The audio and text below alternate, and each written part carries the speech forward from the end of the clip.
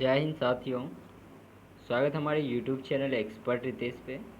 आज हम करने जा रहे हैं बिहार बोर्ड के लिए इम्पोर्टेंट सेशन, जो कि हमारी ऑब्जेक्टिव मल्टीपल टाइप क्वेश्चन, और आज हम करेंगे उसमें रे ऑप्टिक्स। तो चलिए बिना टाइम वेस्ट किए हुए स्टार्ट करते हैं। हम पहला क्वेश्चन हमारा ये है, माध्यम 1 से माध्यम 2 को जाने वाली प्रकाश पुंज के लिए क्रांति कोण छिट्टा है।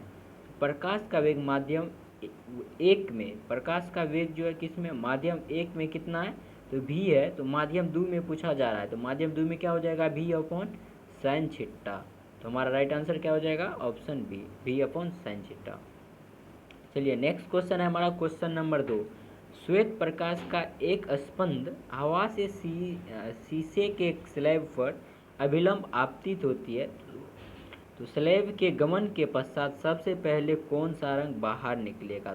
तो ये देखिए, ये हमारा अगर शीशा हो या प्रिज्म हो, किसी भी श्वेत प्रकाश में पड़ता है, ये हमारा अभी 7 रंगों में विभक्त हो जाता है, और ये हमारा जो एक पर्दे पे विभक्त होता है वो हमारे किस रूप में आता है, विवजॉड के रूप में, VIVJYOR। तो सबसे पहले कौन रंग बाहर निकलता है, तो कौन हमारा ये निकलता है, रेड। हमारा राइट आंसर क्या हो जाएगा, रेड। चलिए नेक्स्ट क्वेश्चन की ओर हम बढ़ते हैं। नेक्स्ट क्वेश्चन हमारा कहता है, जो कि 2017 में बिहार बोर्ड में पूछा गया क्वेश्चन है, मृगमरीचिका का क्या कारण है। मृगमरीचिका क्या होता है आप जानते हैं। मृगमरीचिका का कारण क्या होता है, अपवर्तन और पूर्ण आंतरिक परावर्तन, refraction and total internal refraction, वो हमारे क्या होता है, मृगमरीचिका का कारण होता है। चलिए नेक्स्ट क्वेश्चन की ओर बढ़ते हैं हम। समतल दर्पण की वक्रता त्रिज्या होती है। समतल दर्पण की वक्रता त्रिज्या क्या होती है, वक्रता त्रिज्या मतलब रेडियस ऑफ कर्वेचर शून्य नहीं, अनंत हो जाती है, इनफिनाइट। चलिए नेक्स्ट क्वेश्चन हमारा, तालाब की तली कुछ ऊपर उठी हुई प्रतीत होता है, इसका कारण क्या है। जो तालाब की तली होती है ना, जो तली हमारे सबसे लास्ट वाला पोर्शन वो ऊपर उठी हुई प्रतीत होती है, मतलब उसका जो तल का पोर्शन वो हमारा ऊपर आ जाता है, किसके कारण से, प्रकाश के अपवर्तन के कारण से। हमारा राइट आंसर क्या हो जाएगा, ऑप्शन सी। चलिए नेक्स्ट क्वेश्चन की ओर हम बढ़ते हैं। नेक्स्ट क्वेश्चन हमारा है, क्रांतिक कोण सघन माध्यम में वह आपतन कोण है जिससे संगत विरल माध्यम में अपवर्तन कोण 90 डिग्री हो। जब अपवर्तन कोण 90 डिग्री हो जाता है तो वो हमारा क्या होता है, क्रांतिक कोण होता है। पूर्ण आंतरिक परावर्तन के लिए क्रांतिक कोण कितना होना चाहिए, 90 डिग्री। 90 डिग्री से अधिक होना चाहिए, नहीं, पूर्ण आंतरिक परावर्तन के लिए क्रांतिक कोण अधिक होनी चाहिए अपवर्तन से। तो यहाँ क्रांतिक कोण सघन माध्यम में वह आपतन कोण है जिसके संगत विरल माध्यम में अपवर्तनांक कोण अगर 90 डिग्री हो जाता है तो वह हमारा क्या हो जाता है, क्रांतिक कोण। चलिए नेक्स्ट क्वेश्चन की ओर बढ़ते हैं। नेक्स्ट क्वेश्चन हमारा कहता है, निम्नलिखित में से किस दर्पण द्वारा वस्तु का आभासी प्रतिबिंब बनाया जा सकता है। किस दर्पण द्वारा वस्तु का आभासी प्रतिबिंब बनाया जाता है। आभासी प्रतिबिंब बोले तो वर्चुअल मतलब जिस इमेज को हम देख नहीं पाते हैं वो हमारा क्या हो जाता है, वर्चुअल इमेज। तो ये देखिए, केवल समतल दर्पण द्वारा, केवल अवतल दर्पण द्वारा, समतल और उत्तल दर्पण द्वारा, तीनों दर्पण द्वारा हम क्या करते हैं, आभासी प्रतिबिंब देख सकते हैं। तो हमारा राइट आंसर क्या हो जाएगा, ऑप्शन डी। चलिए नेक्स्ट क्वेश्चन को बढ़ते हैं हम, क्वेश्चन नंबर 11। क्वेश्चन नंबर 11 कहता है हमारा, वस्तु से बड़ा आभासी प्रतिबिंब बनता है। वस्तु से बड़ा और आभासी प्रतिबिंब किसमें बनता है, केवल एक ऐसा ही दर्पण है जिसको हम कनकेव मिरर बोलते हैं, अवतल दर्पण, जिसमें वस्तु से बड़ा और आभासी प्रतिबिंब बनता है। कब बनता है तो वो आप जान लीजिए, ये हमारा क्या है, कनकेव मिरर, जब वस्तु पोल और मुख्य फोकस के बीच रखा जाता है तब हमारा प्रतिबिंब दर्पण के दूसरी ओर बड़ा और आभासी बनता है।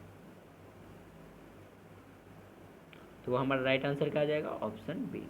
चलिए नेक्स्ट क्वेश्चन की ओर हम बढ़ते हैं। नेक्स्ट क्वेश्चन क्या हमारा, बहुत इंपॉर्टेंट क्वेश्चन है, एक पिन छिद्र कैमरा, पिन होल कैमरा किस सिद्धांत पर कार्य करता है। एक पिन छिद्र कैमरा किस सिद्धांत पर कार्य करता है, तो किस सिद्धांत पर वो हमारा कार्य करता है, प्रकाश के रेखीय प्रसारण पे। तो हमारा राइट आंसर क्या हो जाएगा? प्रकाश के रेखीय प्रसारण, ऑप्शन डी। चलिए नेक्स्ट क्वेश्चन की ओर बढ़ते हैं। नेक्स्ट क्वेश्चन है हमारा, जल और कांच का अपवर्तनांक 4/3 और 3/2 है। तो जल का कांच के सापेक्ष में क्या अपवर्तनांक बताना है? अब बताइए। अपवर्तनांक म्यू जल का, किसका? जल का निकालना है, वाटर किसके सापेक्ष में? ग्लास के सापेक्ष में। तो μ1 2, तो जिसका निकालना है उसको बाद में हम देते हैं ना। तो क्या हो जाएगा हमारा? 3/2 ग्लास का निकालना है, वाटर का निकालना है ग्लास के अपेक्षा, मतलब μ2/μ1। तो μ2 हमारा क्या है? 3/2 अपॉन में 4/3, अपॉन कर देना हमको क्या? 4/3। 4/3 करेंगे तो 3 ऊपर चले जाएगा और 4 नीचे आ जाएगा। तो हमारा राइट आंसर क्या हो जाएगा? नहीं नहीं, करना क्या है? जल का कांच के सापेक्ष में निकालना है ना। जल का निकालना है कांच के सापेक्ष में, तो पहले वाटर को लेना है ना। वाटर हमारा क्या है? 4/3 है। वाटर हमारा क्या है? 4/3 है।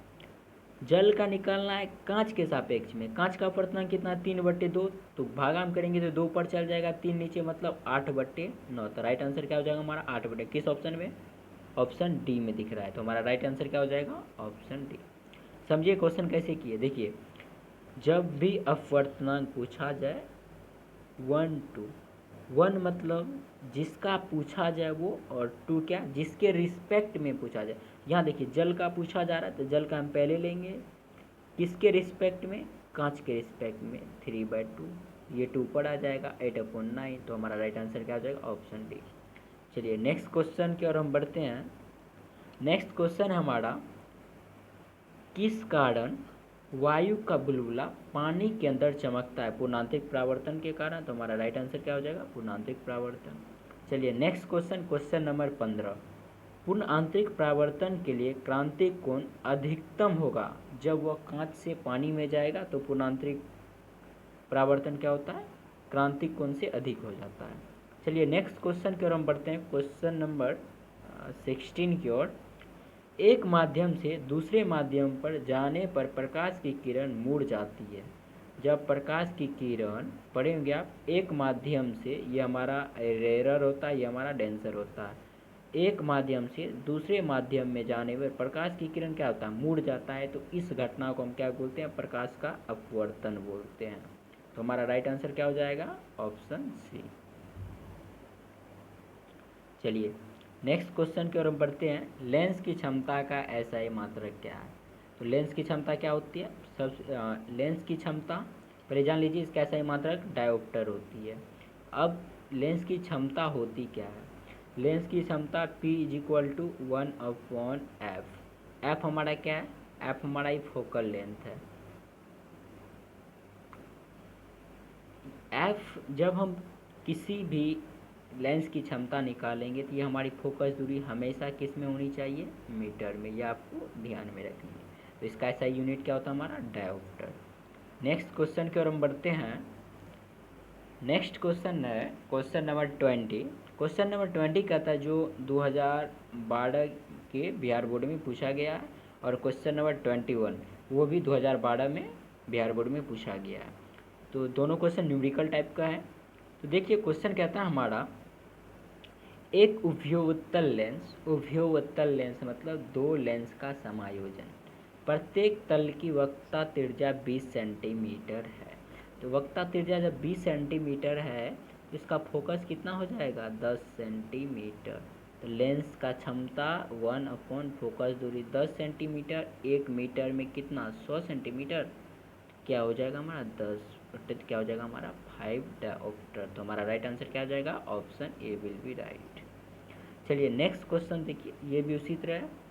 लेंस की क्षमता दिया हुआ है, तो आवर्धक क्षमता कितना हो जाएगा? 4 3, तो 4 हो जाएगा हमारा right answer, option A will be right.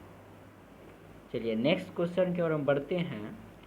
दो उत्तल लेंस परस्पर संपर्क में रखे जाते हैं तो समतुल्य लेंस क्या होगा? जब उत्तल लेंस, दो उत्तल लेंस है इसको परस्पर संपर्क में रखा जाता है तो समतुल्य लेंस क्या होगा, वह भी हमेशा क्या होगा, एक उत्तल लेंस, कन्वेक्स लेंस। तो हमारा राइट आंसर क्या हो जाएगा, ऑप्शन ए। चलिए नेक्स्ट क्वेश्चन की ओर बढ़ते हैं। नेक्स्ट क्वेश्चन हमारा कहता है F1 तथा F2 फोकस दूरी के दो पतले लेंस एक दूसरे के संपर्क में स्थित है, संयुक्त लेंस की फोकस दूरी। अब बताइए F1 F2 फोकस दूरी के दो पतले लेंस एक दूसरे के संपर्क में है तो फोकस दूरी जुट जाता है हमारा F1 F2 अपॉन में क्या हो जाएगा हमारा F1 प्लस F2। किस ऑप्शन में दिख रहा है, ऑप्शन डी में, तो राइट आंसर हो जाएगा हमारा। चलिए नेक्स्ट क्वेश्चन की ओर बढ़ते हैं। जब सूक्ष्मदर्शी की नली की लंबाई बढ़ाई जाती है तो आवर्धन क्षमता क्या होता है, सूक्ष्मदर्शी जो कंपाउंड माइक्रोस्कोप होता है, सूक्ष्मदर्शी होता है, टेलीस्कोप होता है ना, टेलीस्कोप, उसका जब नली की लंबाई हम क्या कर देंगे, इंक्रीज कर देंगे, उसकी आवर्धन क्षमता क्या होती है, बढ़ जाती है। तो हमारा राइट आंसर ऑप्शन ए। चलिए नेक्स्ट क्वेश्चन की ओर हम बढ़ते हैं। खगोलीय दूरदर्शी में अंतिम प्रतिबिंब होता है, मोस्ट इम्पोर्टेंट क्वेश्चन, जो क्वेश्चन 2016 में बिहार बोर्ड में पूछा गया है, तो 18, 20, 22, तो आपके एग्जाम में 100% ये क्वेश्चन देखने को मिलेगा। अगर नहीं देखने को मिलेगा तो आप कमेंट सेक्शन में भरपेट गाली लिख दीजिएगा। खगोलीय दूरदर्शी में अंतिम प्रतिबिंब होता है, कैसा होता है हमारा, आभासी और उल्टा। तो राइट आंसर हमारा ऑप्शन डी। चलिए नेक्स्ट क्वेश्चन की ओर बढ़ते हैं। एक दीर्घ दृष्टि वाले व्यक्ति को आवश्यक होता है, एक दीर्घ दृष्टि दोस्त। अब देखिए ये हमारा आ गया मानव नेत्र। मानव नेत्र से क्वेश्चन आपको 5 लॉन्ग आंसर टाइप क्वेश्चन में देखने को मिलेगा। मानव नेत्र आप लॉन्ग आंसर टाइप क्वेश्चन में इसको कलेक्ट करके याद कर लें। मानव नेत्र होता है एक निकट दृष्टि दोष, दीर्घ दृष्टि दोष, जरा दृष्टि दोष, और एक क्या होता है हमारा, अबिंदुकता, यही होता है ना। तो निकट दृष्टि दोष को निवारण करने के लिए हम अवतल लेंस का उपयोग करते हैं और दीर्घ दृष्टि दोष को निवारण करने के लिए किसका, उत्तल लेंस का उपयोग करते हैं। तो हमारा राइट आंसर क्या जाएगा, ऑप्शन ए। चलिए नेक्स्ट क्वेश्चन की ओर हम बढ़ते हैं। वर्ण विक्षेपण का दोष नहीं पाया जाता है, सबको पता है जब वर्ण विक्षेपण क्या होता है, प्रिंस से ना, यही होता है ना हमारा, जब प्रिंस से साथ में निकलता है भिवजोर, तो यही हमारा होता है ना वर्ण विक्षेपण। इसका दोष किस में नहीं पाया जाता है, परावर्तक दूरदर्शक में। तो हमारा राइट आंसर क्या आ जाएगा, ऑप्शन बी। चलिए नेक्स्ट क्वेश्चन की ओर। ये देखिए फिर से बोल दी, बेलनाकार लेंस आँख के उस दोष को दूर करने में किया जाता है जिसे हम कहते हैं एस्टिग्मेटिज्म। तो हमारा राइट आंसर ऑप्शन सी, जो कि 2019 में पूछा गया है। तो आपके एग्जाम में भी हो सकता है पूछा भी जाएगा और नहीं भी पूछ सकता है, तो आपको एक बार याद कर लेना है। चलिए नेक्स्ट क्वेश्चन की ओर बढ़ते हैं। पतली झिल्ली के रंगीन दिखने का कारण क्या है, व्यक्तिकरण, इंटरफेरेंस। तो राइट आंसर ऑप्शन बी।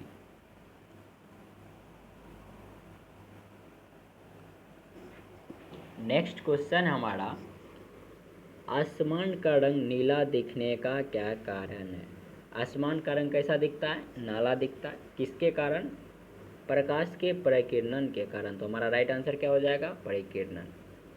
चलिए नेक्स्ट क्वेश्चन, क्वेश्चन नंबर 55। यदि नीले रंग के प्रकाश के फोटोन की ऊर्जा E1 और पीले रंग के प्रकाश के फोटोन की ऊर्जा E2 हो तो कौन सा स्टेटमेंट राइट है, जो कि आपका बिहार बोर्ड 2017 में पूछा गया है। यदि नीले रंग के प्रकाश के फोटोन की ऊर्जा E1, नीले रंग के लिए E1 है और पीले रंग के लिए E2 है, तो नीले रंग ज़्यादा होता है किससे, पीले रंग की अपेक्षा, तो इसका ऊर्जा भी क्या हो जाएगा, ज़्यादा हो जाएगा। मतलब नीला का ऊर्जा पीले की अपेक्षा ज़्यादा, तो नीले का अपेक्षा ऊर्जा क्या है, E1 और पीले का E2, तो E1 ग्रेटर देन E2। तो हमारा राइट आंसर ऑप्शन बी हो जाएगा।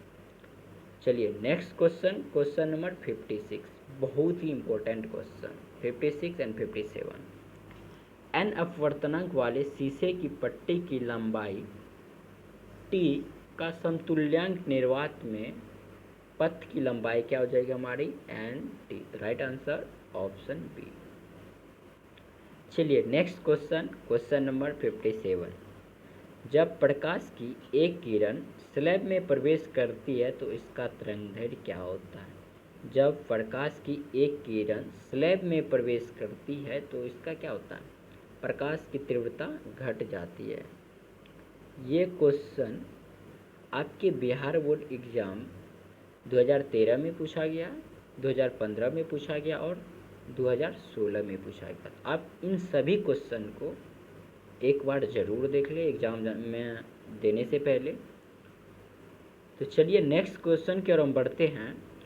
प्रकाश के अनुप्रस्थ तरंग प्रकृति का पुष्टि कौन करता है? प्रकाश के अनुप्रस्थ तरंग बताइए क्या होता है? प्रकाश के अनुप्रस्थ तरंग की पुष्टि कौन करता है? ध्रुवण करता है, जिसको हम पोलराइजेशन बोलते हैं। इंद्रधनुष का निर्माण किसके कारण होता है? जिस कारण से होता है वह कारण क्या है? जीवन विक्षेपण। अब बताइए इंद्रधनुष बनता कैसे है? ये भी आपका लॉन्ग आंसर टाइप क्वेश्चन हो सकता है, मे बी नहीं तो आपसे शॉर्ट में पूछ लिया जाएगा। ये इंद्रधनुष क्या होता है? जब वर्षा की बूंद पर पूर्ण आंतरिक परावर्तन होता है तो वह हमारा इंद्रधनुष बनता है। इंद्रधनुष दो प्रकार का होता है, प्राथमिक इंद्रधनुष और द्वितीयक इंद्रधनुष। प्राथमिक इंद्रधनुष में एक बार पूर्ण आंतरिक परावर्तन होता है और द्वितीयक इंद्रधनुष में क्या होता है? 2 बार पूर्ण आंतरिक परावर्तन होता है। वह जो होता है हमारा प्राथमिक इंद्रधनुष, उसमें रेड लाइट बाहर की ओर दिखाई देता है और वायलेट बैगनी अंदर की ओर दिखाई देता है। उसका जस्ट अपोजिट सेकेंडरी इंद्रधनुष में हो जाता है, सेकेंडरी रेनबो में। तो नेक्स्ट क्वेश्चन की ओर बढ़ते हैं हम। Question number 60। वायुमंडल की अनुपस्थिति में प्रकाश पृथ्वी से आसमान का रंग दिखाई पड़ता है काला। वायुमंडल की अनुपस्थिति में पृथ्वी से आसमान का रंग कैसा दिखाई देता है? काला। तो हमारा राइट आंसर ऑप्शन ए। चलिए नेक्स्ट क्वेश्चन की ओर हम बढ़ते हैं। एन अपवर्तनांक तथा ए प्रिज्म वाले पतले प्रिज्म की न्यूनतम विचलन होती है। एन अपवर्तनांक तथा ए प्रिज्म वाले कोण पतले प्रिज्म का न्यूनतम विचलन क्या होता है? n-1 a into A. तो हमारा right answer option B. Next question. सूर्य से प्रकाश का स्पेक्ट्रम होता है कंटिन्यूअस। तो राइट आंसर क्या हो जाएगा हमारा? संतत। चलिए नेक्स्ट क्वेश्चन की ओर बढ़ते हैं। क्वेश्चन खत्म होने वाला है। हीरे का अपवर्तनांक होता है, हीरा का अपवर्तनांक सबसे ज़्यादा होता है कितना? 2.42। आपको एज ए रिजल्ट याद कर लेना है इसको। प्रकाशिक पथ बराबर होता है, प्रकाशिक पथ किसके बराबर होता है? अपवर्तनांक और पथ के लंबाई के गुणनफल के बराबर होता है। चलिए नेक्स्ट क्वेश्चन की ओर हम बढ़ते हैं। प्रकाश का वेग महत्तम होता है, प्रकाश का वेग सबसे ज़्यादा किस में होता है? वैक्यूम में। वैक्यूम बोले तो निर्वात। चलिए नेक्स्ट क्वेश्चन है। 3 लेंस जिसकी फोकस दूरी 15 सेंटीमीटर -15 सेंटीमीटर और 45 सेंटीमीटर एक दूसरे को सटाकर रखा गया। 3 लेंस है, ठीक, जिसका फोकस दूरी इतना इतना एक दूसरे से अटैच करके रखा गया। तो संयोजन की फोकस दूरी एफ नेट पूछा जा रहा है ना। एफ नेट कीजिए 15 - 25 + 45 10 15 45 20 15 सेंटीमीटर है।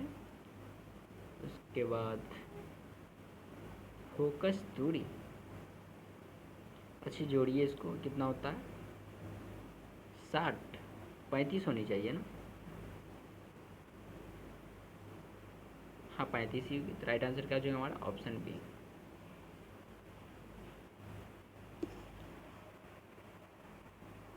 चालीस पे 60 30-20-50, राइट आंसर क्या जो हमारा ऑप्शन बी।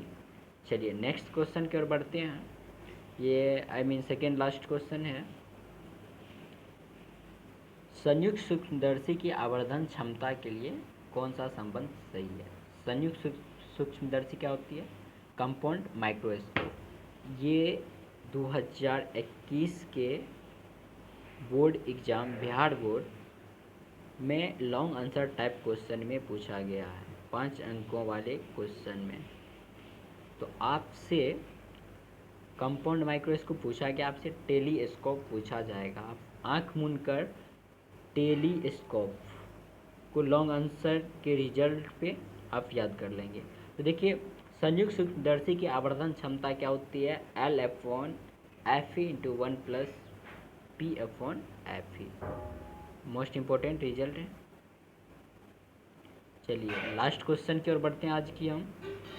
विभिन्न तलों में कॉर्निया की वक्रता से जो दृष्टि दोष होता है उसको हम क्या बोलते हैं? तो विभिन्न तलों में कॉर्निया की वक्रता से जो दृष्टि दोष होती है उसे हम क्या बोलते हैं? अबिंदुकता। तो आज हम ऑप्टिक्स यानी रे ऑप्टिक्स की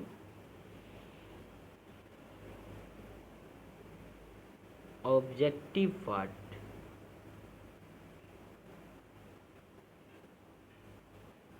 आज हमने रे ऑप्टिक्स के ऑब्जेक्टिव पार्ट को कंप्लीट कर लिए। तो नेक्स्ट वीडियो आपके पास आएगी वेव ऑप्टिक्स की। फिर से हमारा यहाँ से ऑप्टिक्स क्लियर हो जाएगा और इस ऑप्टिक्स से आपके बोर्ड एग्ज़ाम में 20 से 25 नंबर का क्वेश्चन आता है। तो आप इस ऑब्जेक्टिव सेशन को अच्छे से एंजॉय कीजिए, काहे कि ये सभी क्वेश्चन आपके प्रीवियस ईयर की क्वेश्चन है जो आपसे पूछा गया है पिछले साल या उससे पिछले। तो मिलेंगे आप लोग से नेक्स्ट वीडियो में। चलिए तब तक के लिए बाय।